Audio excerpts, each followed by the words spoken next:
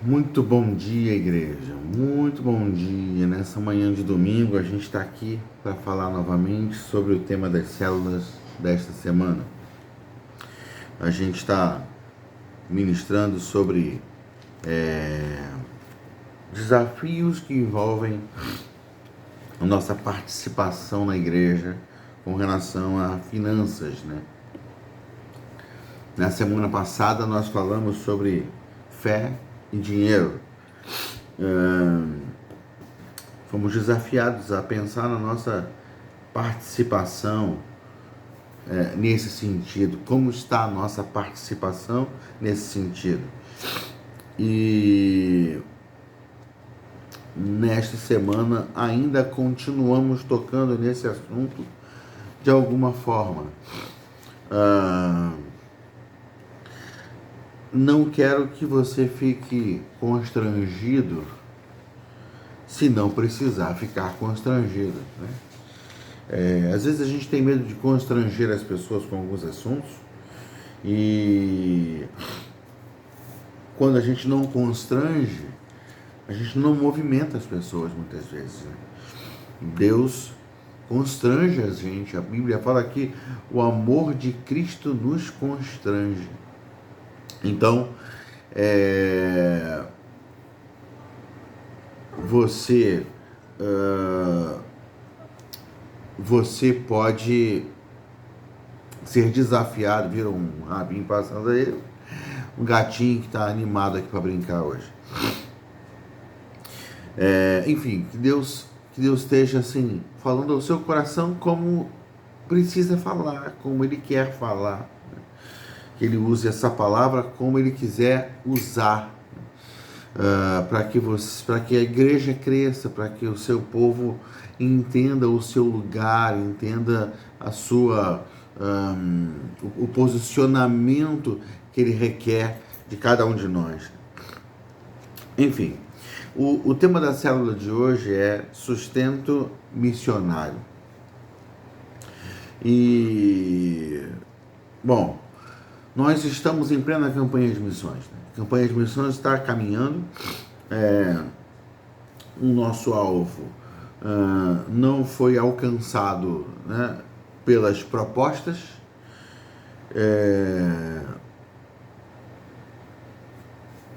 mas nós ainda estamos em plena campanha de missões. O que significa isso, né? Até para alguém que não entenda muito bem, nós estabelecemos um alvo da campanha de missões que envolve o sustento dos nossos missionários, daquilo que nós nos propomos a participar com eles. E aí a gente pensa no gasto anual que a gente vai ter com esse sustento, com esse compromisso que a gente tem com eles. A partir disso, a gente pensa num excedente, porque às vezes há emergências como renovação de visto, ou como um carro que enguiça, enfim.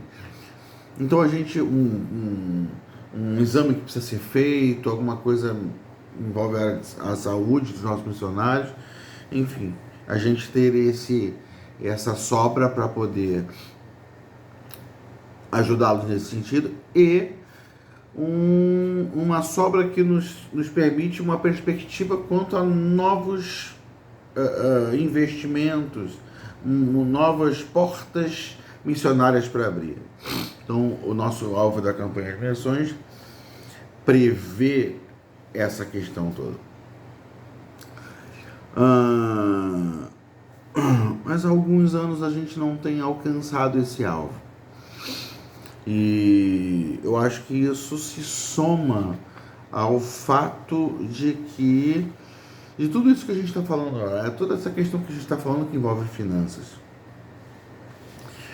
E esse ano a gente está num desafio ainda muito maior, porque o nosso alvo se mantém em 235 mil. E o alvo prometido, o que é o alvo prometido? Que irmãos e famílias da igreja estabelecem um alvo pessoal e tem 6 meses para cumprir esse alvo.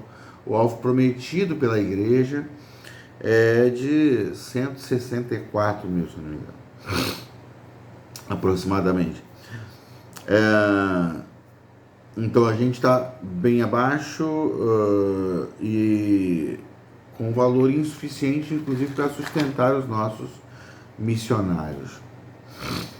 Mas o que acontece nesse processo todo que a gente está falando? Missões não se faz com dinheiro, missões se faz com obediência. Missões se faz com compromisso, missões se faz com entendimento, né? Nós lemos na semana passada que tem o texto de Atos que diz que da multidão dos que creram era o coração e a mente. Ninguém considerava unicamente sua nenhuma coisa, mas as pessoas compartilhavam tudo o que possuíam. Então,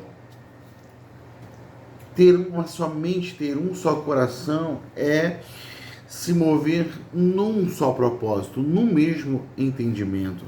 Isso é gerado, obviamente, pelo Espírito Santo, né?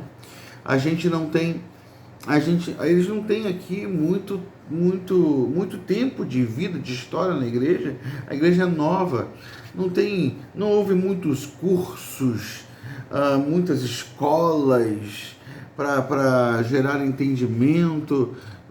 Não, é algo que está sendo gerado pelo Espírito Santo de Deus. Então, o primeiro desafio para nós é sermos sensíveis ao Espírito Santo de Deus, sensíveis ao que Deus quer produzir, quer gerar em nossa mente, em nosso coração, a unidade que Ele quer gerar entre nós. E aí, desse contexto de unidade, a Bíblia fala assim, no versículo 36 desse Atos 4, né? José, um levita de Chipre, a quem os apóstolos deram o nome de Barnabé, que significa encorajador, vendeu um campo que possuía, trouxe o dinheiro e o colocou aos pés dos apóstolos. Ou seja, Barnabé, que nós conhecemos, o nome dele verdadeiro é José.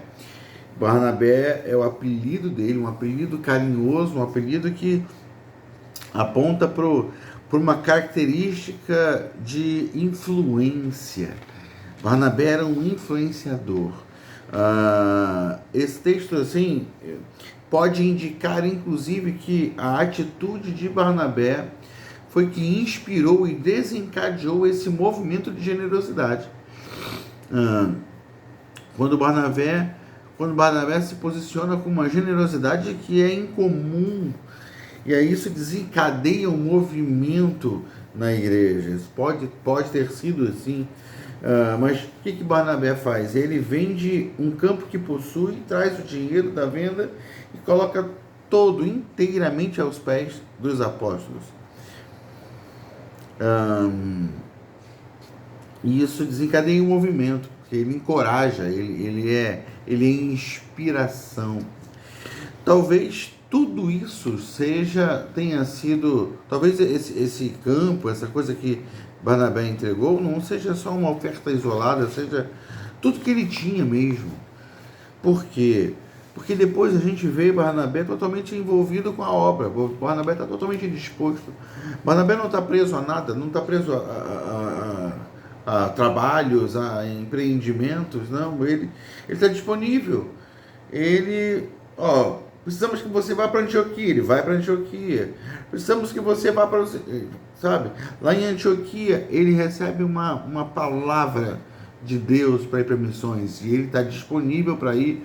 Então eu fico imaginando que talvez a Barnabé tenha dado tudo mesmo, tenha aberto mão de tudo para viver integralmente para o Evangelho. Talvez você me pergunte, pastor, mas isso não é o meu chamado, não foi para isso que Deus me levantou, então eu ainda preciso do meu sustento, né? Obviamente, meu amigo, a questão aqui é ser sensível ao Espírito Santo de Deus, sensível ao que Ele está falando conosco, sensível àquilo que Ele quer realizar em nós e através de nós.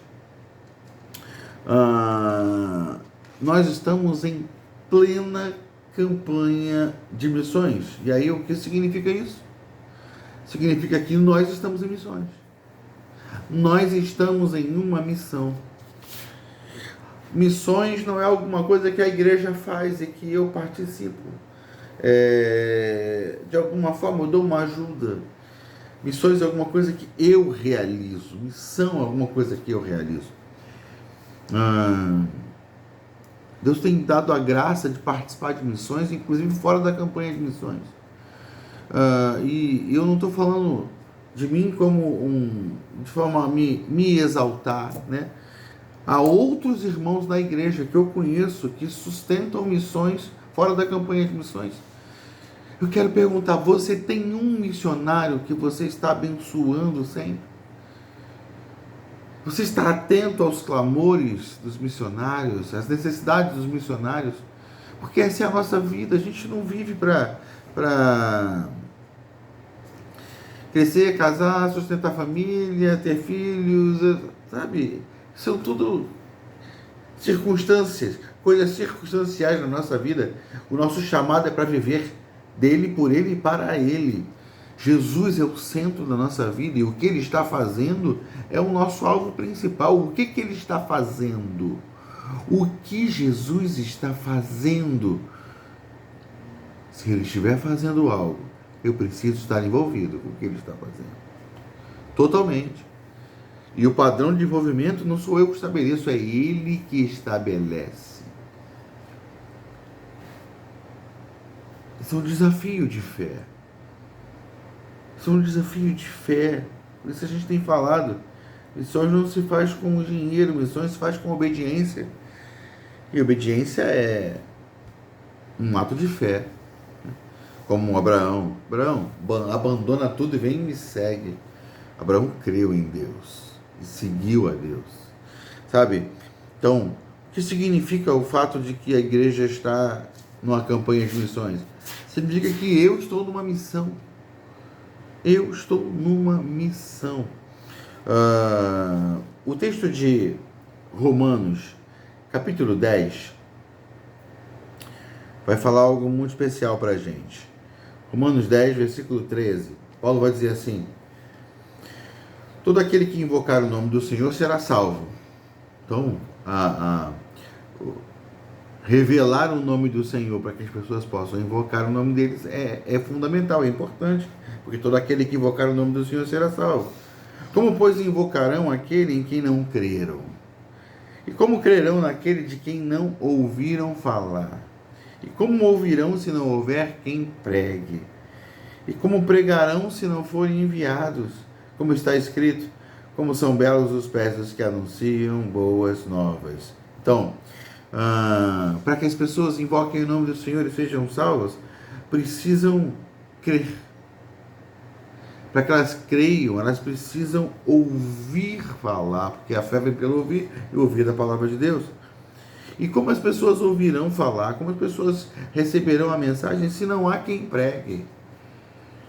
E como pregarão se não forem enviados? As pessoas precisam ser enviadas, missionários precisam ser enviados ao mundo para que o evangelho se espalhe pelas nações, se espalhe pelo mundo e alcance corações e transforme vidas. Então, esse é um desafio.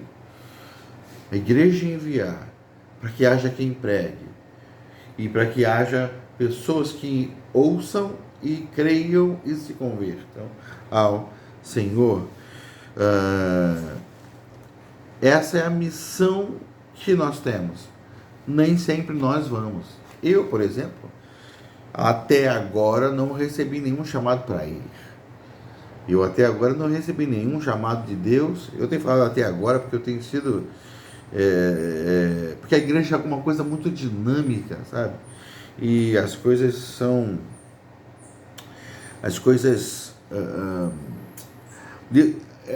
são feitas à base dos desafios, né? Mas até agora eu não tive nenhum chamado para ir. Pelo contrário, eu tenho um chamado muito específico para dentro, para cuidar, para edificar, para estimular, para encorajar. Não tenho nenhum chamado para ir, mas eu tenho um chamado de enviar. Eu tenho o chamado de participar. Eu tenho o chamado de me envolver com a obra de Deus. E de alguma forma eu preciso ir. De alguma forma eu preciso garantir que se vá. Então, esse é o meu desafio, esse é o seu desafio, o desafio da nossa igreja. Lembra que a gente falou lá no início desse tema aqui? Nós somos, mas eu sou. Né? Nós somos igreja, mas eu sou igreja. A gente fica no nós somos, e aí às vezes a gente fica escondido ali no nós somos, mas é essa consciência do nós somos, mas eu sou. Vocês são, mas você é. Você é parte disso. Fundamental, importante. Então, missões têm a ver com você. Nunca pense que você é pequeno demais, porque já falei, missões não se faz com dinheiro, se faz com obediência. Missões não se faz com quantias exorbitantes, sabe? Missões se faz com disposição, entendimento, oração. Então, você contribui por fé, movido por aquilo que Deus realiza, que Deus faz na sua vida. Sabe, tem o texto lá em Atos, no capítulo 13, que é o texto onde Paulo e Barnabé são enviados pelo Senhor, pela igreja, né, para missões, a partir de Antioquia. Eles estavam ali em oração e Deus desafiou Paulo e Barnabé, né, e a igreja a enviarem. Mas assim, o que eu acho estranho, e eu coloquei assim de certa forma, né, que o texto não diz que foi a igreja de Antioquia que enviou Barnabé e Paulo, mas eu coloquei de uma forma, você poderia até ter melhorado esse texto aqui, mas o sentido aqui é que óbvio que foi a igreja que enviou, mas assim, não partiu da igreja por uma análise de circunstância, análise de situação. A igreja não falou assim, nós temos um campo missionário e vamos enviar alguém, quem será? Olha, os mais preparados são esses ou aqueles. Enquanto a igreja orava, jejuava, mas aqui eles falam nomes de pessoas. Né? A igreja de Antioquia fala assim, Atos 13, a partir do verso 1 diz, na igreja de Antioquia havia profetas e mestres. Aí fala, Barnabé, Simeão, chamado Níger, Lúcio de Cirene, Manaém, vai falando o nome de várias pessoas. E aí diz que enquanto essas pessoas adoravam ao Senhor e jejuavam, disse o Espírito Santo, separem-me Barnabé e Paulo, né, para a obra que os tenho chamado. Assim, depois de jejuar e orar, impuseram-lhe as mãos e os enviaram. Então, eu quero que fique assim visível para a gente que não foi um departamento de missões da igreja de Antioquia que, analisando as realidades dos campos, definiram o lugar para onde se ia e quem iria para tal lugar. Não. Foi um movimento de oração, foi um movimento de pessoas buscando o Senhor, pessoas buscando entender o coração de Deus, captar a vontade de Deus. Esse movimento de pessoas gerou as maiores campanhas missionárias da história da igreja. Campanhas relevantes e que mudaram tudo, transformaram tudo. Pessoas, um movimento a partir de pessoas. A nossa campanha de missões também não deve ser encarada como um movimento da instituição IECLINS, né, IECLINS. O movimento de missões da igreja precisa ser um movimento gerado por pessoas cheias do Espírito Santo. São pessoas que fazem isso. Você faz isso, eu faço isso, nós fazemos isso juntos. Então, busque entender, ore ao Senhor, jejue, entenda a sua participação. Não estabeleça nunca o seu alvo de missões sem orar e jejuar, sem buscar o Senhor, sem deixar que Ele quebrante o seu coração. Ele pode te desafiar aí, além das suas capacidades. Por quê? Porque é Ele quem realiza essa obra, é Ele quem supre nossas necessidades, é Ele quem cuida de nós. Eu tenho visto Deus cuidar da minha vida na medida que eu cuido das coisas que Ele colocou nas minhas mãos. Então eu quero desafiar você, meu querido. A gente está falando de missões, do sustento missionário, porque a gente está falando de finanças na igreja, e a gente percebe que o alvo de missões também é um termômetro para alguma coisa que está acontecendo em nossa igreja que precisa mudar, precisa avançar. É um desafio que Deus está dando para nós como igreja. Um desafio que Deus está dando para nós como igreja. O sustento missionário faz parte disso. Amém? Que Deus abençoe você, que Deus desperte a nossa vida, desperte o nosso entendimento, e que a gente cada vez mais ame missões, né? Então participe, se envolva, promova movimentações, promova bazares, vendas de docinho, promova almoços especiais, promova o que você conseguir promover para que o nosso alvo seja alcançado. Não desista do nosso alvo, do alvo principal, dos 235 mil. A gente está no desafio de enviar uma família para Portugal. Ore por isso. Não entenda isso com perspectiva humana, sabe, com visão humana. Ore por isso, entenda.